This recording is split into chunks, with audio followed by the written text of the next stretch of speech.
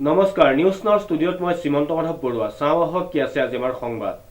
মৰিগাঁও জিলাৰ লাহৰীঘাট থানাৰ অন্তৰ্গত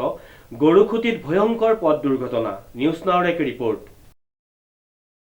মৰিগাঁও জিলাৰ লাহৰীঘাট থানাৰ অন্তৰ্গত গৰুখুটিত সংঘটিত হয় এক ভয়ংকৰ অগ্নিকাণ্ড জীৱন্তে অগ্নিদগ্ধ হৈ মৃত্যু এগৰাকী সৰ্বৰহী মহিলাৰ মৃত মহিলাগৰাকী গৰুখুটি তিনিআলিস্থিত ব্যৱসায়ী গিয়াছ উদ্দিনৰ পত্নী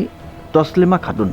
জানিব পৰা মতে নিজৰ ব্যৱসায়িক প্ৰতিষ্ঠানৰ ভিতৰতে বিদ্যুৎ বিসংগতি হৈ জুই লগাৰ ফলত জুইত ভস্মীভূত হৈ মহিলাগৰাকীৰ মৃত্যু হৈছে দুই সন্তানৰ মাতৃ তছলিমা খাতুনৰ মৃত্যুক লৈ চাঞ্চল্যৰ সৃষ্টি হৈছে সমগ্ৰ অঞ্চলত ঘটনাস্থলীত লাহৰীঘাট আৰক্ষীৰ লগতে অগ্নি নিৰ্বাপক বাহিনী উপস্থিত হৈ জুই নুমুৱাবলৈ সক্ষম হয়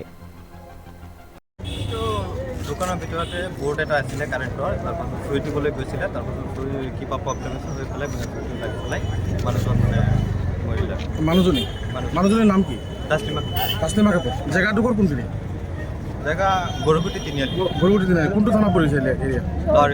লাহৰীঘাট থানা অকলে নে আৰু কোনোবা আছে নাই অকলে এজনে না